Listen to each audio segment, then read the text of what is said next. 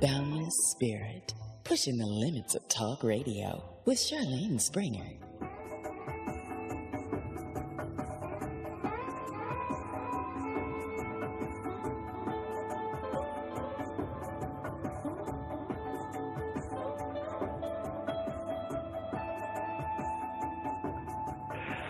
Hi, I'm Gary Wayne, author of Genesis 6 Conspiracy, and I'm here with Charlene Springer on Boundless Spirit Radio. Welcome to Boundless Spirit Radio with Charlene Springer. And today we have an incredible guest. This is going to kind of blow your mind a little bit, actually a lot. And his name is Gary Wayne. And Gary Wayne is the author of the Genesis 6 Conspiracy. And he just has a wealth of information to share with us. Welcome, Gary. Well, happy to be here and looking forward to the conversation and hoping and thinking that the audience is going to have their curiosity raised by what we're talking about. I think so. Actually, I know so. What's really interesting is, first of all, the title of the book. Where did that come from? Well, it wasn't the first name of the book. When I went to get published, I had another name in place, and they didn't like the first name because they didn't think a lot of people would understand the word. So it was actually, I had it as the Antediluvian Conspiracy. So wow. And so they said, do they have another name? And I said, yeah, I have another one named because I thought that might be the case. So, and I went with Genesis 6 because it really is the start of the conspiracy in terms of a tangible way as to what happens coming out of the Garden of Eden and before that. And so we get, in Genesis 6, we get the creation of the Nephilim from the sons of God, and that sort of starts the conspiracy. I've heard, and you say Nephilim, and, you know, I've heard so many different versions of this. You know, you hear, well, some of them were good, and then some of them were bad, and then they started eating people, and that's when God said, okay, we're going to, knock this all out. And this is actually a chapter in Genesis 6. You can look it up. So, you know, when you read, first of all, what started you in the process? Because you read something like this. So what would make you want to do more research on this and not go, okay, maybe I could skip that part. I don't need to know. Well, I like most did skip over it because it's just so odd and strange, and it's just seemingly inserted, and it doesn't. You wonder why it's there. But I'm a history lover. I'm a mythology lover, and I'm a prophecy buff. And as I was logging all the different prophecy narratives that are in the Bible and going line by line and filing each one so I get pull everything together, these giants just keep sort of coming up. And they also come up in the New Testament and its relationship to the end time with what Jesus says about his second coming, and the signs of the end time are going to be like the days of Noah. Then you have the abyss incident in Revelations, you have the war in heaven, you have demons. And I thought for my first book, I would write the shortest book and sort of cut my skill on that and see whether I could get published it. So it was just designed to be, you know, a quick, short book. But somewhere along the road to the Colosseum, it turned into a massive book and a massive research project, because the more I researched into it, the more doors that were opening. And it's an 800-page book, and I cut 30% out of the book just to get it published. Okay. So now, as I said, we were talking about Nephilims. I've heard different names. So we're talking Nephilims, we're talking giants, and there are a few other names going around. Who is who, and is there a difference between who's Nephilim, who's fallen angel, who are these people or beings? So you've got two groups of beings as it's recorded in the Bible, and just so the audience knows is that if you go into any other sort of mythology or religion or legend around the world, they're going to tell the same story, but it's from a polytheist perspective or a multiple God perspective as opposed to a monotheist perspective that's in the Bible. So you have two groups of people. You have the sons of God that are recorded in Genesis 6, and if you go to Job, it explains who these these sons of God are. That's in 1:6, 2:1, 4:7. Angels are the sons of God. So your translation of the Bible will either say sons of God with a notation at the bottom of the page that these are angels, or vice versa. But clearly we're talking about angels, and they go to the daughters of human beings, and they produce offspring as it's recorded in Genesis 6:3-6:4. And these become the giants as it's recorded in the King James Version Bible, and Nephilim as it's recorded in some more modern translations. But if you take the word giant back to Hebrew in the King James Bible through Strong's or what other source that you want to use, it goes back to the word Nephilim. So you have two groups of people. You have the rebellious fallen angels, and then you have the offspring that they produced that were the demigods of old. So these would be like if you were looking at the story with Zeus and oh God, I forgot. It's not Samson. What's his name? Hercules. Hercules, yes. Yeah. Hercules. Very, very similar story, and the best way to put it together, because I think most people are familiar with an Atlantis mythology of some sort, and everybody will be familiar with Poseidon, who is Zeus's brother and is god of Atlantis as one of the cult centers, as it's recorded in Greek mythology. So Poseidon, who is a god, which in monotheism we would look at as a fallen angel, he goes to a human female named Clymene and has 5 sets of twins, or titans as they become, that are going to be kings and rulers over the 10-nation empire of Atlantis, as it's called in Critias or Timaeus that Plato writes about. So you have the same story, except that they're called titans in Greek mythology. They're called Nephilim in the Bible. And whether or not you go around the world, you can get different names. If you go to the Vedas and the various religious books in India, they're going to be called Danua or Daitya or Asuras. You will also hear of them as the Myosi in China. You've got the Anunnaki in Sumeria. You've got Xibalba in the Kishimaya. You've got the Tengu in Japan. They've got different names all over the world, but they're talking about the same group of people. Okay, so we're talking angels. So these aren't even fallen angels yet, or they're well, they're definitely fallen at this point. So they're the rebellious ones.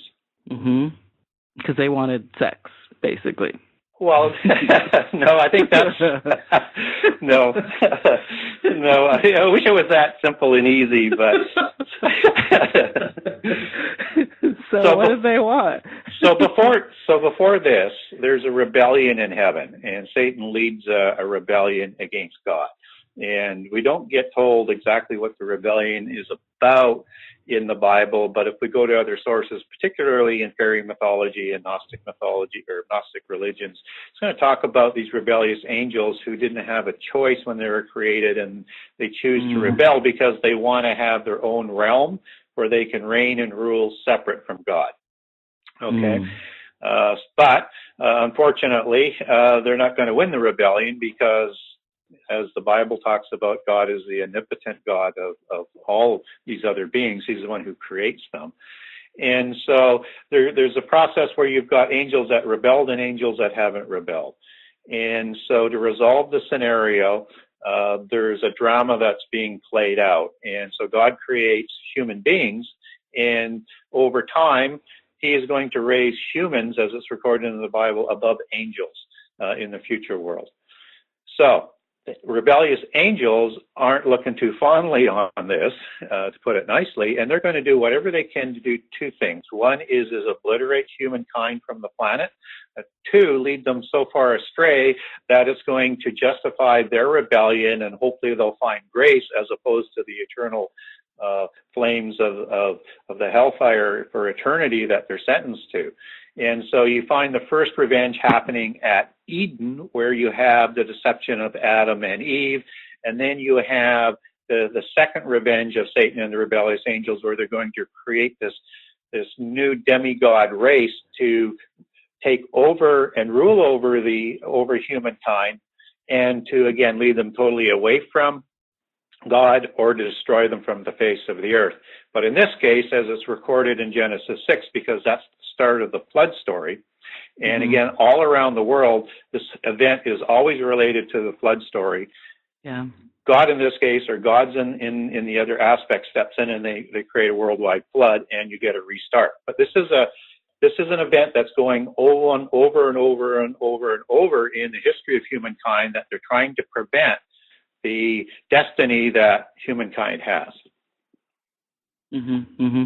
So then, in this process, you're looking at we've seen stuff that like Brian Foster does in Peru. You see the skulls, the giant skulls, and from Native Americans, you see things that are going on in New Mexico, where they found caves and got giant bodies where they were burnt, the red-headed giants. So we see this all over the world. So why aren't we even talking about it on the normal history side? Why is this only in the Bible, and people who do speak about it are crazy? Why is that? Well, it's obviously there's only two sort of answers to that. One is all of it is fake, or most of it is fake, or the information is being controlled, because these discoveries are ongoing, and the amount of, just in North America alone, of the discoveries of these giants and these elongated skulls, and the records of it that go back into the 1850s, particularly through the newspapers, are just way too numerous to ignore. But all of these archaeological discoveries tend to go back to the Smithsonian in the U.S. and other organizations around the world, never to be heard of again. Just as in the early 1900s, whether or not it's in around Santorini and Crete, they have all of these islands that have these elongated skulls that used to be on display in those museums, but now they don't come out for display anymore. So I think it's information that they're trying to control. I think they're going to release the information when they're ready to release the information and it fits the agenda or the narrative that they want to put out. But until that time, there isn't much attention. Anybody who does research on it is basically, as you say, is sort of considered, either crazy or whatever. But there's and I have it on my Facebook line. There's an internet connection that you can go to that was first put up by Neo Newman that tracks all of these different newspaper articles with pictures and descriptions and witnesses and stuff, right from the 1800s to about 1950. It actually shows the newspaper article that you're connecting to. So there's a long track record of this that is out there. It's just that it's ignored. You were mentioning the color of the red hair and these elongated skulls. And, 2 points on that. One is that these skulls are larger, so even if you bind skulls to create that elongated look, you can't increase the capacity. So there's a size difference that doesn't add up. And red hair is one of the colors of hair that these ancient giants were thought to have. And you get this out of Kisha Maya, you get this out of Greek mythology and other religions and mythologies around the world, that there was basically two colors of hair to the giants. One would be blonde hair and blue-eyed, and the other one is red hair and hazel or green-eyed. And so the ones that we're seeing that are, whether or not it's the skulls in Peru or North American discoveries, they tend to have the red hair. And again, I find that to be kind of too big of a coincidence to ignore. So then who are the Watchers? Well, the Watchers are a very high order of angels, and they are the ones that would have been ruling the various cult centers, and depending on which account that you're going to look at, whether or not there was 4 to 9. The Bible only records 1, and it seems to be more the Sumerian one. But the other religions around the world record somewhere between 4 and 7, and they're all ruled over by these gods. Now, in the Bible, they're called, not in the Bible, but in the Book of Enoch, they're called Watchers, or Grigori, as they get transliterated into Greek. The Watchers were this special high order of angel known as seraphim angels. And seraphim angels were one of the highest orders of beings ever created. So what they were as it says in Isaiah 6, in two verses in Isaiah 6, and they're called seraphim. And they had 6 wings. And if you take seraphim back in its meaning, they are basically known as fiery serpents, and having 6 wings. And so this idea of this serpent mythology really starts to come into play. And I'll nail it a little bit more than it's just more than that you connect these seraphim angels as the watchers who led the rebellious angels. And of course, there was 200 of these watchers at Enoch that go to Mount Hermon to produce the 200 initial incursion of the creation of giants, although they did more than one incursion. Mm-hmm. If you go to Numbers 21, it talks about a story in the Exodus where the Israelites are being attacked by venomous snakes. And so Moses is told to put an image of a serpent on a staff, and that's going to, A, do 2 things: cure the Israelites, and B, is to kill these venomous snakes. Now, where serpent is used in Numbers there, except for one occasion, the word is nakash, same as the serpent word that's used for in the Garden of Eden. But the image that goes on the staff, if you take that back to Hebrew, is seraphim. So again, we get this imagery of snakes to seraph and seraphim as it goes back to Hebrew. And then in Deuteronomy 8, it talks about these fiery serpents. And if you take serpent again back, it says nakash, but if you take fiery back, you get this word seraphim popping up again. And then finally you have Satan in Revelation 12 is known as both as a dragon and a serpent and the devil. And so you see this imagery all coming together, that the watchers were part of the seraphim order that were governing the antediluvian epoch that had this face like a snake. And if you now think about all of the serpent imagery that's in all cultures around the world, and they depicted the gods this way, whether it's the Anunnaki or the Olympus gods or the feathered serpents out of Sakisha Maya, you have a consistency of imagery. Now, if you put wings on this god, which the seraphim angels had 6 wings, you have not only a plumed serpent, but you also have a dragon imagery. Because in antiquity, dragons and serpents were thought to be the same thing, some that walked and some that flew. Mm-hmm. Wow, that's crazy. Okay, so then we're looking at dragons, we're looking at serpents, but then yet we have serpents representing healing. You have the double serpents, I forget what they call it, Yeah, with the medical associations, you have a dual serpent motif, and you have a single serpent motif that goes around, the staff of Hermes, and all of this goes back to the Hippocratic Oath and his father. But where the connection is here is that these watchers, along with what Adam was taught. So let me take a back step. I'm going to have to lead into this. So Adam is taught the 7 sacred sciences in Eden. And this comes out of Freemasonry records, and they also take their history back to the same period and look at Cain and Enoch and the descendants of Enoch of the Cain line to be the founders of Masonry before the flood. And so these sciences are taught to Adam in Eden, and then he passes the 7 sacred sciences, as they're called, on to both Cain and Abel, but Abel is killed, and then Seth comes along and Cain is ostracized. So you get these sciences being developed in 2 different ways. One in a holy version through the Seth line, and then the perversion of the sciences through the Cainite line through Enoch down through Lamech and Tubal-Cain. And so out of this development and perversion of these sciences, you get things like the mystical religions and the secret societies to further develop these sciences. And that's where the medical associations, both before and after the flood, will take their development back to the development of the 7 sacred sciences. And so that's why you have some snake imagery in here, even though we're talking more of a post-Diluvian connection.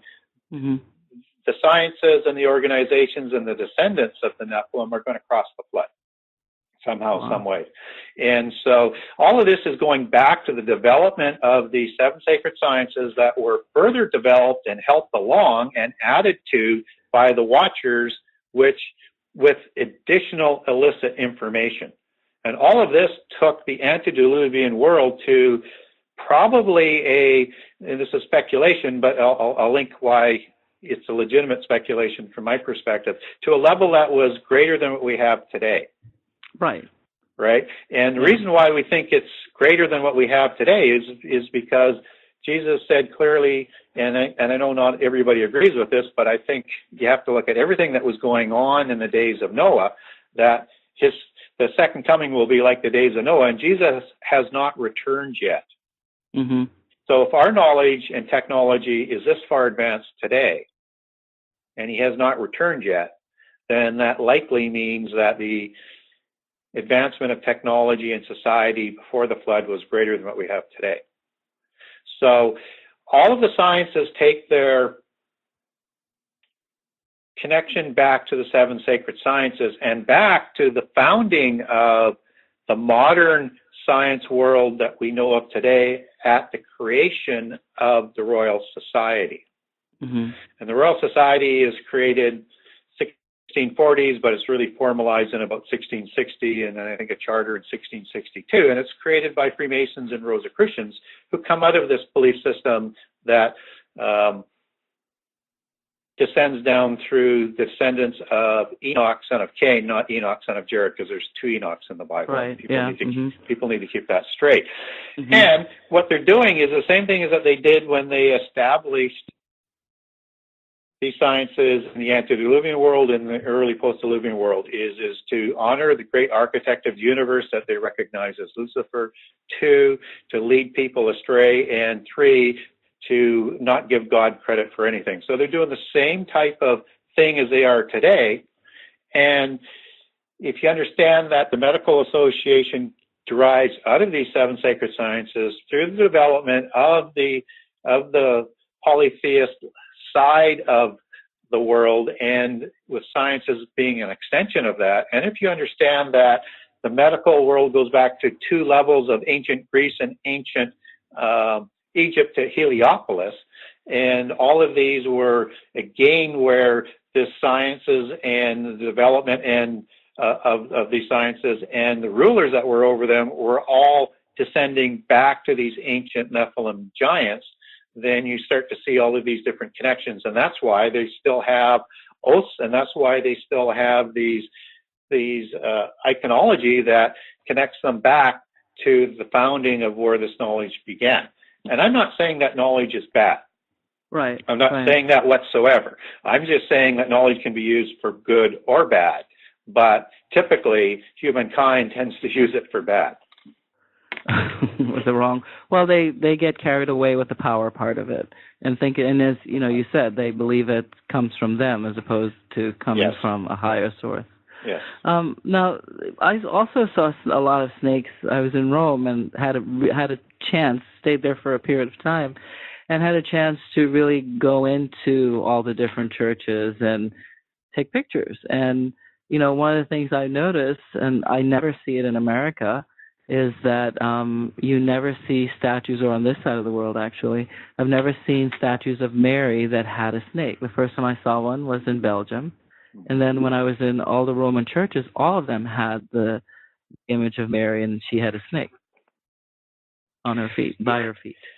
Yeah, and you see stranger things than that. You see gargoyles and all sorts of things. Upside down crosses.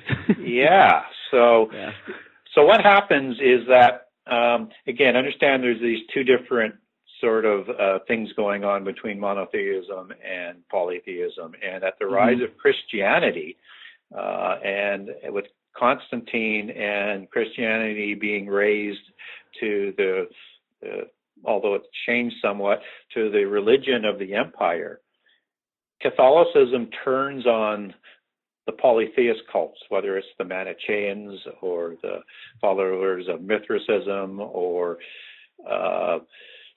any of the Gnostics out of Alexandria or the Essenes. They are persecuting anybody who disagrees with their version of Jesus and their version of what should be in the Gospels, and two poles apart perspectives on religion. And so they're purging them underground. And so a lot of the Gnostics and a lot of the Manichaeans mold themselves into the Roman Collegia. And the Roman Collegia is the builder group in the Roman Empire.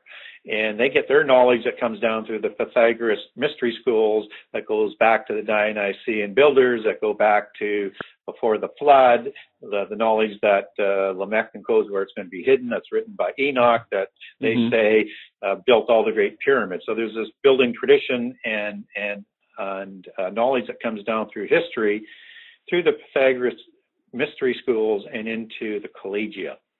And they mold themselves in there to hide. And they know the church needs buildings for their churches, and they have the technology to do that. And then you have a second level of knowledge coming back out of Israel from Jerusalem with the excavations at the temple by the Knights Templar, who bring back the Gothic building knowledge back to Europe at around 1100 to 1130 CE, because they basically finished their excavations by about 1099. And this is the Gothic revolution of building, and you see that in the great Gothic cathedrals. The thing is that the Templars are part of these underground Gnostics, right? They're being sponsored by the Cistercians, the Augustines, and the Benedictines. And St. Bernard, who's a Benedictine monk, is the one who writes the charter for the Templars. So this brings back this new technology, and they start a revolution of building these temples, and then they encode everything with their belief system from Mary, who they don't look at as Mary, mother of Jesus. They look at it as Mary Magdalene, and they put gargoyles in. Chartres has a labyrinth. It's got all sorts of different things going on in Chartres that is occultic. And if you really look at those Gothic cathedrals in Europe, they are basically taciturn occultic structures telling a story in stone, right? They are. Yeah. Some scare me. Yeah. So what they've managed to do is put their belief system into Catholicism's holy shrines. But what's interesting is most of the structures in Rome are actually built on like Mitra type pagan they're old, what do they call them, ceremonial places. They're all built on them. Yes, and the great cathedrals in Europe are built on ancient Druidic sites, right? Wow. They're all holy sites. Yeah. And so the question gets to be, is who chose those sites? Was it the builders or was it the Catholic Church? And, and both are disturbing questions. It is. Because I never got that. I'm like, but then you're complaining about pagans, and you're saying pagans are bad and pagans are this and pagans are that, and yet you build your holy space on top of a pagan site. That just doesn't make sense. And actually, there are so many. There's a new surgence of people, of architects and historians and archaeologists working to uncover a lot of the underground areas, the Mitras type areas, and it's all over the city. It is. I'm like, this bull, and I kept seeing the bull everywhere, and I was like, who's that bull? And it wasn't until I went underground I was like, oh, that's who the bull is. But it's so much symbolism everywhere. Everywhere. Yeah, it is, and I think, early on, but that certainly doesn't speak for ongoing, but early on when Constantine made Christianity the religion of the empire, he didn't make it completely a Christian religion. He was looking to unite the empire under one religion, so he homogenized a lot of Mithraism into Christianity.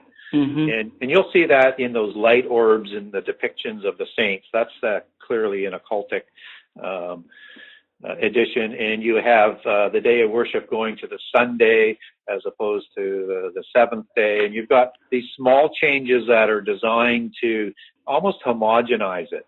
And I'm not saying that the Christian church is a pagan church. I'm not saying that. I'm just saying that when, the empire, who is the ruler of the known world, basically, or the civilized world at that point in time, raises something, he put his imprints on it that seem to have stuck over the years. And I certainly don't think Catholicism is a pagan religion, and I certainly don't think Catholics are pagans.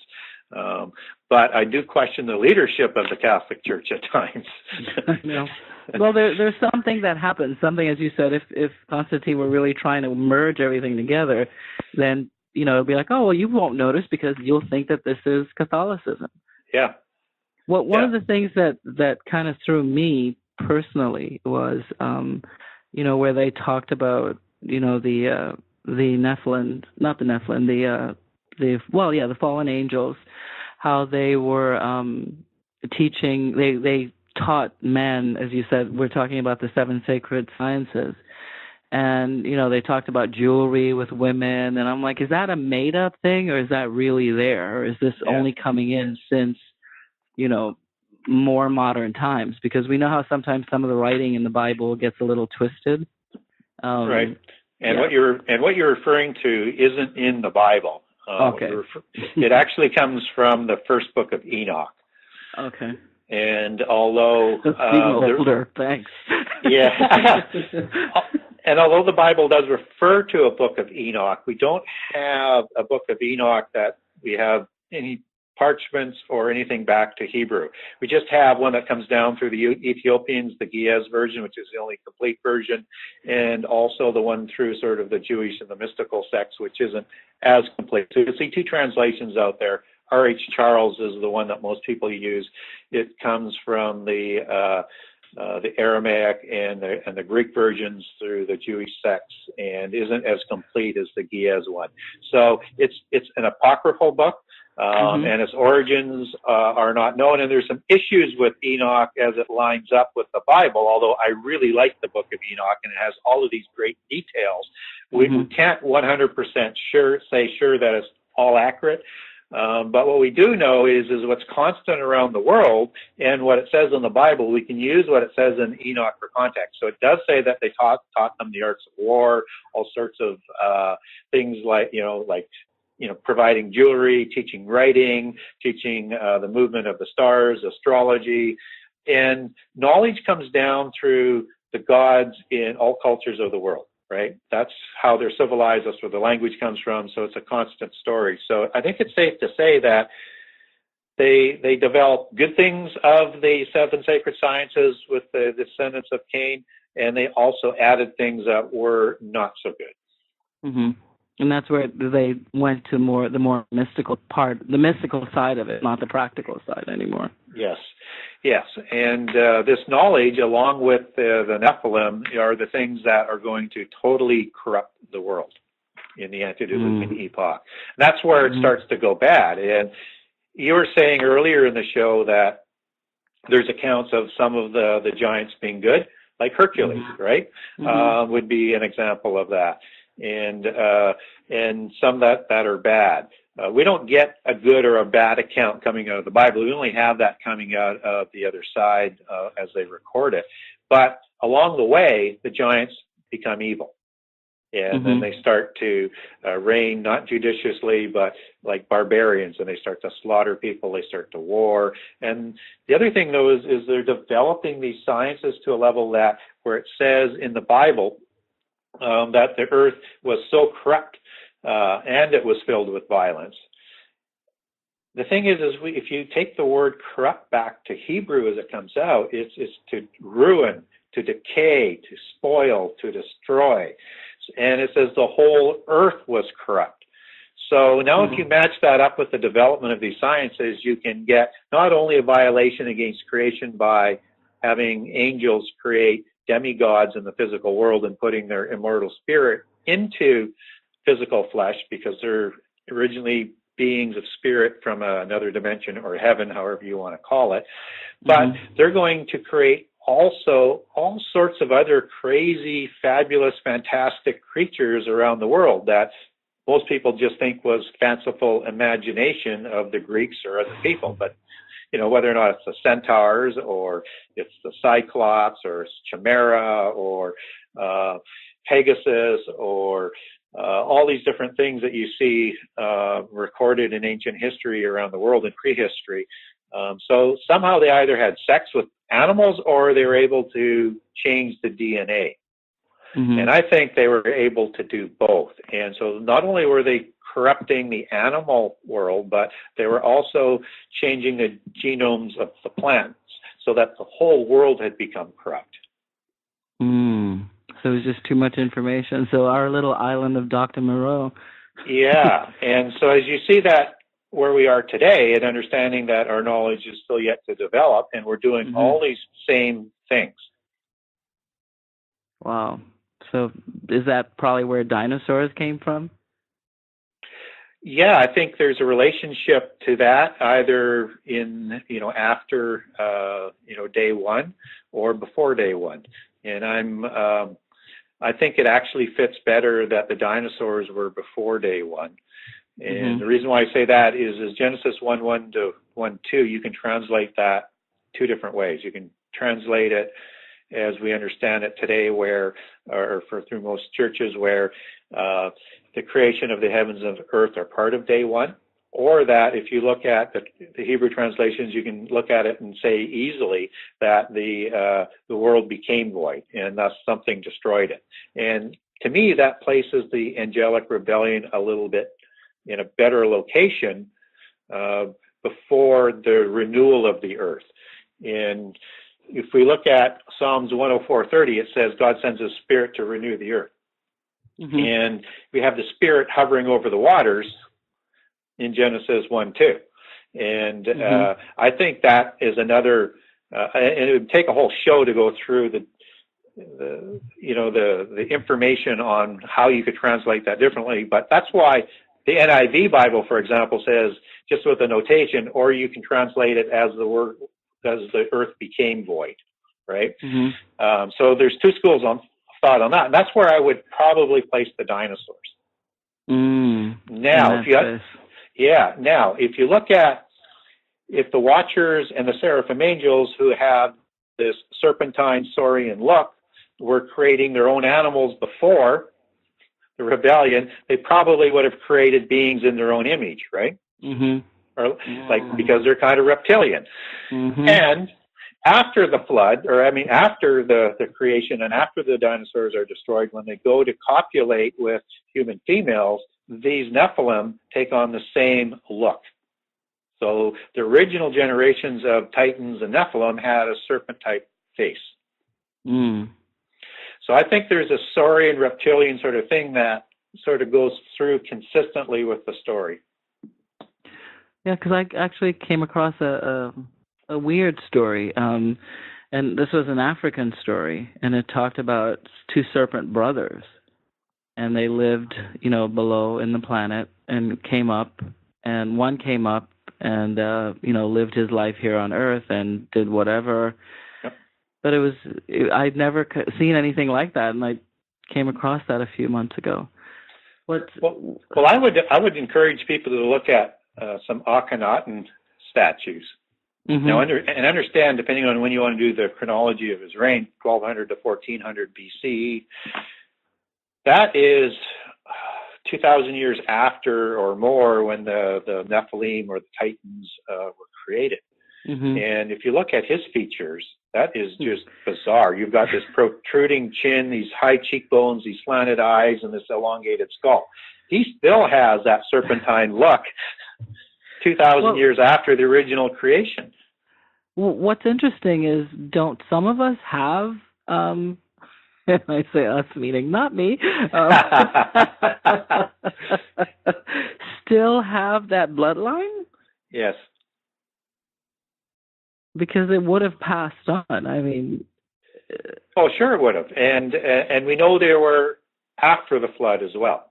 Again, we get accounts from around the world of the serpent-type demigods after the flood. And in the Bible, we hear of beings called Rephaim and being called Anakim and Abim and Emin and Zamzuzim and Horites or Horim, and more, and they do not go back to the Table of Nations. And if people aren't familiar with the Table of Nations that's the accounting of how the nations were formed from Noah and his 3 sons.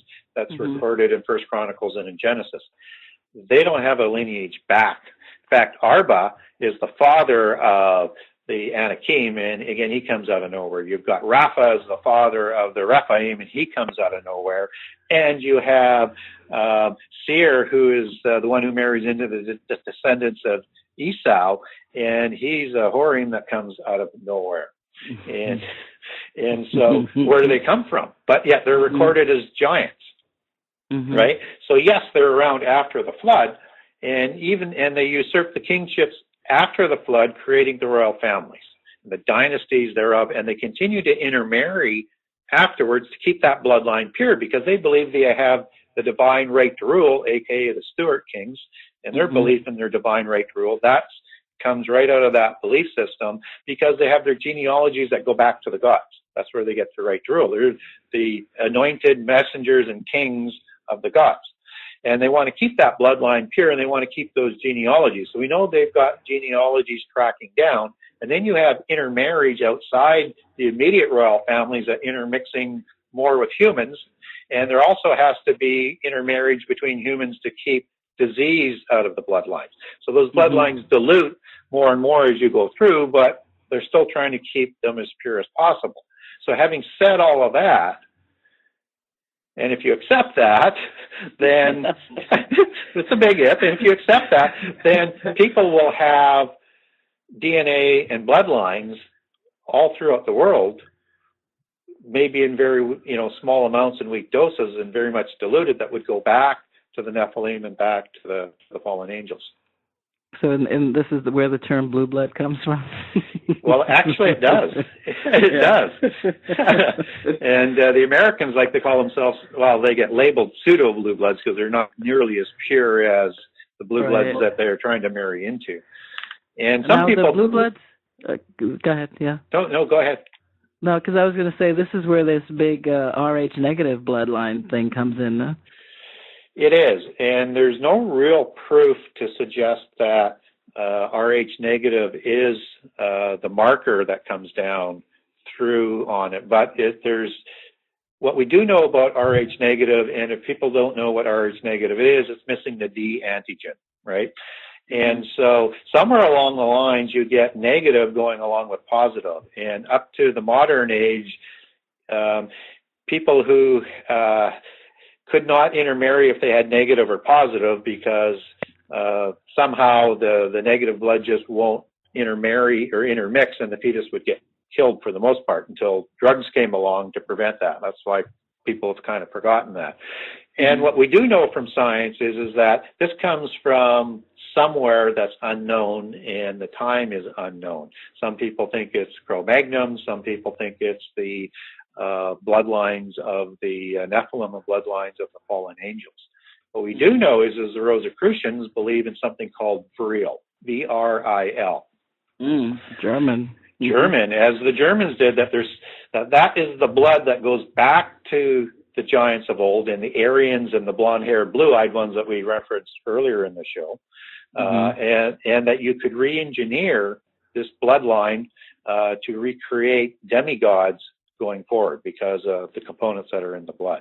And what we do know is that most of the royal families, whether it's Habsburgs or it is, was the Romanovs or it's the Windsors out of England, they have negative blood. Hanover, yes, exactly. Yeah. And so they believe within the occultic societies and the secret societies and in Gnosticism that there's something in the blood. Now, is that the Rh negative? They don't come out and explicitly say. But they also believe in something that they call the gene of Isis. And what the gene of Isis is something in the DNA that is a marker that clearly denotes your lineage back to these royal families. And of course, they'll say that's where the root word for Genesis comes from in the occult belief system. Now, you will see that come out as an understanding in New Age and Gnosticism and polytheism and Eastern mysticism as the spark of the divine. They want to unites so that they can have a harmonic conversion into, massive Godhead all at once. Okay, so that's the spark of a divine that they were also referred to as a gene of Isis. And you see this come up politically when the New World Order is being talked about, and the Bushes were very, very, certainly George Sr. and George Jr. also used it once or twice as well, called 1,000 Points of Light. And this is all the same allegory that they're talking about. So whatever the marker is, they believe there is one, and they also have genealogies for the purebloods to establish their pedigree. And again, I'll make a case in the book to suggest that the Antichrist will come out of this pedigree of these genealogies. Mm-hmm. What's interesting is I know a blue blood, and she's also Rh negative, and as a result of that, her child ended up with I think cystic fibrosis, and ironically, that was like her claim to fame, that she was this blue blood. Yeah. So, and they take it seriously. And 85% of the world is positive. Only 15% is negative. Now, within the European zone where the Western dragon bloodlines migrated through the kingships and the dynasties that they all take themselves back to into the Middle East, whether it's England or the old French ones or the Romanovs, they all had a mythology taking them back to Scythia and to the Tartarus giants. You have in Europe 40 to 45% of that 15% of the population of Rh negative. And then with a group that had a falling out with these blue bloods called the Basques, they run as high as 80% Rh negative. And they believe that it actually call themselves within, not maybe the average Basque, but certainly within the elite level, they call themselves Homo Atlantis, believe it or not. And they believe that they were the ones who settled post-Diluvian Egypt, Mesopotamia, and Scythia, and that their bloodline is purer than these Western ones that migrated out of the Middle East. And then, of course, they had a bit of a falling out, and then you have the Basque diaspora. Yeah, because Basques have actually intermingled a lot into like Spain and Portugal. Yeah. Well, northwest Spain and southwest France is where they were centered, which is also the rebellious epicenter where you had the Cathars, the Albigens, the Templars, the mystical Jews settling, the Essenes. And it's where the story of the Holy Grail and the Holy Blood with the bloodlines of Mary Magdalene and Jesus came from, and Mary Magdalene was said to settle there. Saint Bernard used to hang out there. There was a University of Guyenne in Geelong that deciphered all of the knowledge that came out of the excavations in Jerusalem that the Templars brought back, and the Templars were there. It was also known as Septimania, which had its own sort of separation from the King of France and was semi-autonomous for many, many years. So it's thought to be the epicenter of what I would call polytheist rebellion in the West. Wow. So now, do you know anything about the Uberman, the German Superman? Well, that comes out of that mix of real and Völkisch ideology with the Germans, right? So the Superman is something that goes back to them believing in the Thule Society, which was part of the creation of Nazism. But essentially, they believed in that whole ideology that Aryans were giants before the flood, right? And so that's why the Nazis accepted the Vril doctrine of the blood, and that's why they were trying to do the new man concept, because they're trying to create this new Nephilim. It's the same concept. And if you understand that the Nazis grew out of movements of the occult movement, Freemasonry, Illuminati, Rosicrucians, and you can see that in other groups known as the Germanenorden, the Thule Society, Theosophy, which the Reich Church actually goes rogue from Theosophy. Theosophy is an extension of Gnosticism, but they call it Ariosophy for the Reich Church. Also, they take their roots in history back to the Teutonic Knights, the Grail, Invoki's ideology. You see this sort of simmering of this occultic, almost end-time Antichrist parallel that took place in Nazi Germany. And again, if you take that back to what I said very earlier on in the show, if it is a parallel that we can use for the end time, somehow, some way, Nephilim are going to mark the end time. Mm-hmm. What's really interesting is that women are always a part of this. You look with the Vril, there's that woman who formed the Vril Society. Yep. Maria, I forgot her name, or something, Stitch. But women play a part in most of the people that you see, like from like Croatia, Middle East kind of areas. Again, it's a lot of them are women. Right. Well, and the women played a lot larger role in the polytheist religions than what people think. And so you had, it's a dualist religion where you have not only good versus evil that are in balance in the dualism of polytheism, but you also have a male god and a female goddess, right? And they both have their own bloodlines that come down through history. And so a lot of the female allegories are wrapped in with things like Lilith and fairy mythology, and of course owls would be and lilies and roses. Those are most of the imagery that you see coming down through the female side. And there were priestesses, just as you have Wiccan priestesses, right? Right. It was not this total matriarchal religious society that monotheism was, and still is. Because what is it with the owls? I'm like, I've seen this quite often, and I'm like, what is it with owls? I didn't understand that. Yeah. So you have two main allegories and imageries that come out of prehistory that are with us today. So let me explain it this way. So you have a serpent or a dragon imagery, and a raven imagery. So you have a serpent and a bird-like imagery.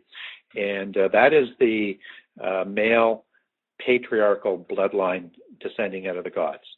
And then on the female side, you have the fairy and the owl imagery coming down. And so this sort of goes back to those versions of what those ancient gods looked like. And you mentioned the plumed serpent or the feathered serpent, and that's where you get sort of more of that bird-like look, just like you have that in Anunnaki prehistory, just like you have that with the Tengu in Japan. And the phoenix.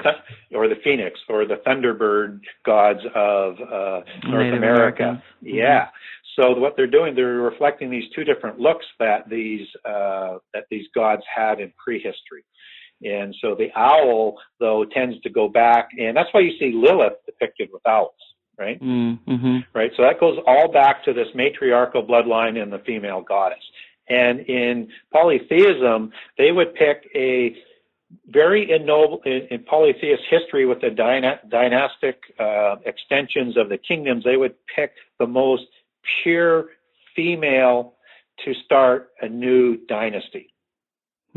It would be selected and breeded to go out and start it. So they place a lot of importance on females, and females play a lot more important roles in polytheist religions and belief systems. That's so should we be nervous about that new HBO thing, The Handmaiden's Tale? I'm not familiar with that one, so it's I can't tell you. They just started,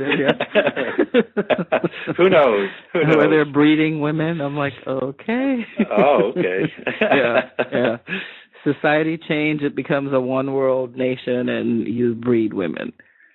Specific women. Yeah. Yeah, interesting. Yeah. Okay. Well, as a male, I would be concerned about that, yes. So now all this, we have a good background. Thank you so much for what you've given us. We have a good background on all of this. What is all of this for anyways? I mean, here we are. We had the flood. The flood was supposed to have taken care of a lot of stuff. We know a lot of people went underground, and people survived. Some people survived the flood. Some entities survived the flood, or beings, I should say better. And you have, what we would call normal people, like, who were with Noah. They survived it another way. We have the separation. We've got the table of nations, and then we have others outside of that. So what is the grand plan for all this? What we do know is that the flood didn't resolve the giant issue, because, as I mentioned earlier, the Bible describes giants, and we don't know how they survived the flood. We're only told in Genesis 4 is that there were giants in those days and also after that. Mm-hmm. And then it says when the sons of God came unto the daughters of men. So there's only three ways where this can happen, and certainly the flood did not resolve this issue. It just sort of gave humankind a new start. A longer period of time for the time of the Israelites and then the time of the Gentiles to include for the future world, I think. But when we look at how this happens, we're not really told. And we're also told that everything's wiped out on the earth during the flood. So again, that almost seems to be a contradiction. And also in the same narrative, it also says that God only destroyed what he created. So that could be a rationalization that somehow some of these giants survived the flood. So they either survived the flood some way, somehow, or there's a second incursion after the flood. But very quickly after the flood, we have the Babel account. And the Babel account, I think it really shines a light on a number of things. And again, this is not unknown outside of monotheism, the Babel account. In fact, you'll get an account of the building of Babel in Aztec and Quiché Maya legends. And it's very, very similar to Babel. You have Enmer-Akar in the Sumerian mythology that also builds a Babylon type structure. And in each of these tales, languages are confused afterwards, and it's all destroyed for the same reason as what is recorded in the Bible. But at Babel, something interesting going on. And so we're not told how Nimrod is connected to Babel in the Bible, but everybody connects him to Babel. And by sort of location around it. In other accounts, we learn that Nimrod becomes an Antichrist type figure holding universal sway at Babel. And he partners with a fellow, according to Freemasonic records, with somebody called Hermes. And what Hermes does is he finds two pillars of Lamech, which has the seven sacred sciences and the location to the vaults that Enoch wrote, which were 36,525 books built in 9 vaults stacked on top of each other and buried under the pyramids. And the location to all this knowledge is located on these two pillars. These are the two pillars that are shown in Freemasonry and their Templars that people will know as Boaz and Joachim, but as you go up the mysteries, you understand these are the pillars of Lamech. Now, Hermes finds this information in religion, and he takes it back to Nimrod. And so they start the application of these sciences at Babel, and the first manifestation of this is the fifth science, which is geometry.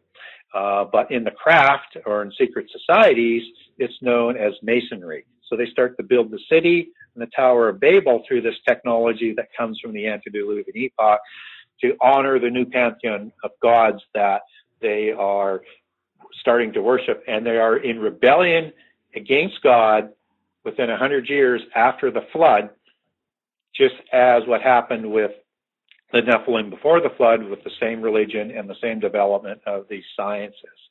And then, of course, God comes along and confuses the languages.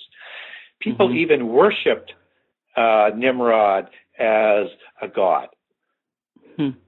So he is very much this Antichrist type figure, but God steps in and he confuses the languages and disperses the people so that, again, there's more time. And this is the same rebellion that happens at Babel as it did before the flood, and the same type of rebellion that's going to happen in the end time.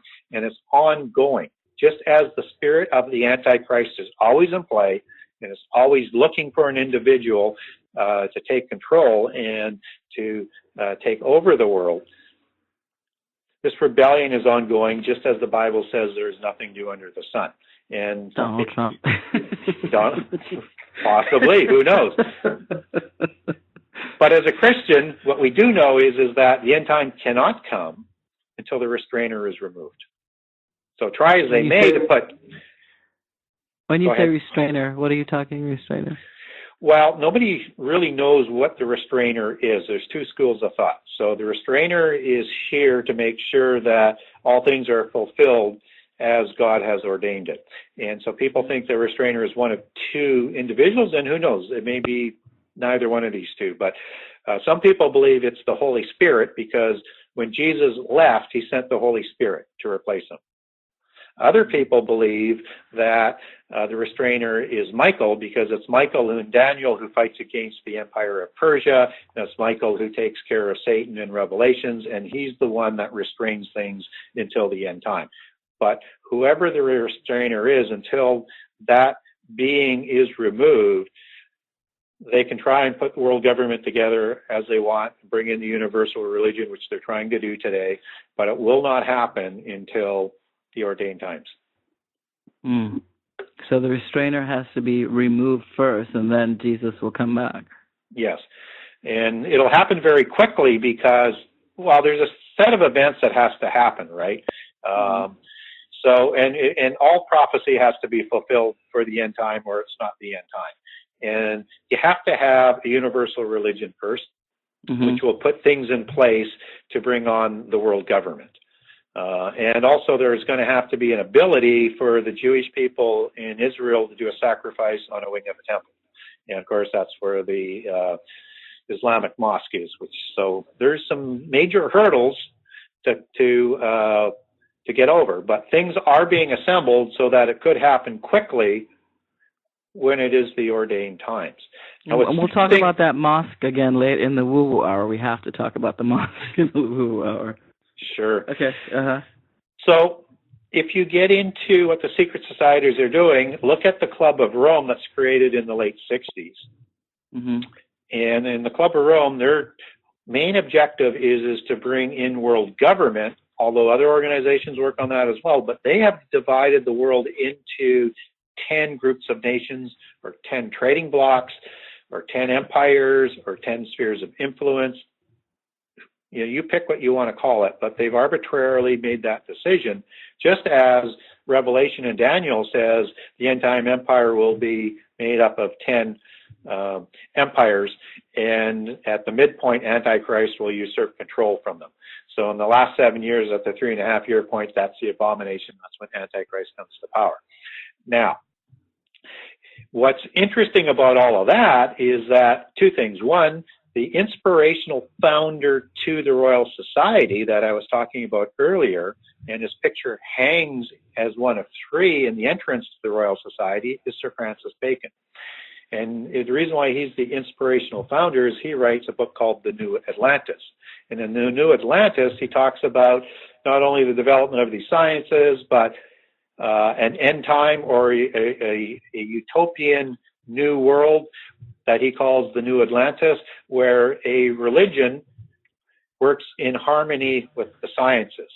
Now, Gnosticism creates theosophy to be that bridge, and the religion that's going to build a bridge to the sciences and unite them.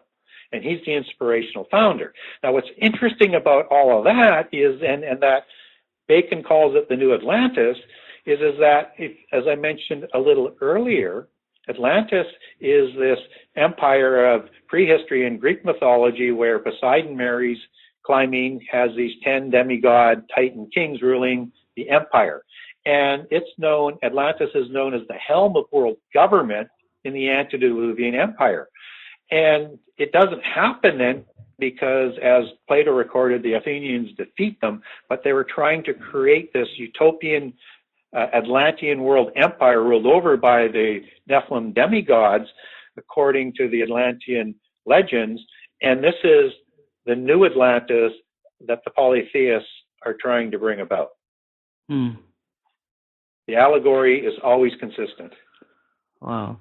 because the stories that we hear as those of us that were normal humans, the stories we hear, they're all like almost like a romance story, and this beautiful story of Atlantis, and we have to discover Atlantis, and it was a great time, and you hear Atlantis, Lemuria, and you hear all these other stories that come in, and they're all kind of like romantic stories.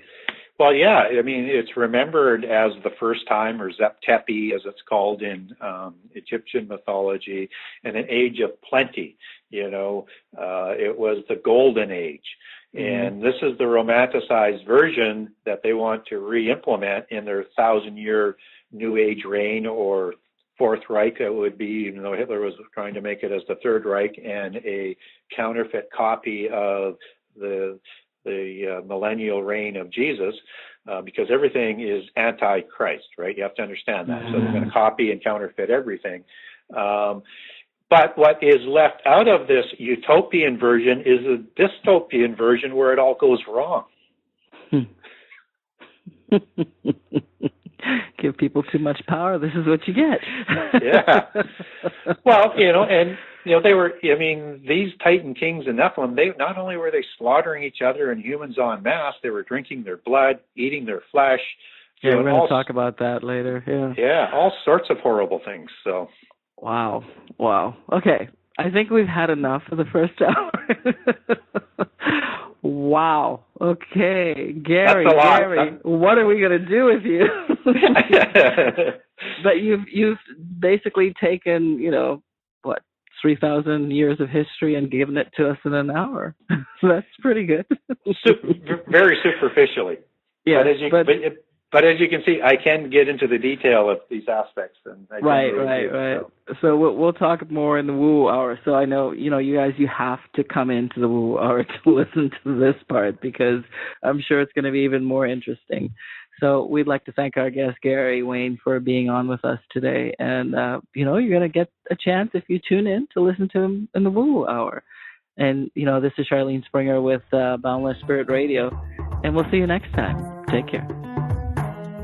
Boundless Spirit goes off the rails. Next up in our members-only segment, the Woo Woo Hour.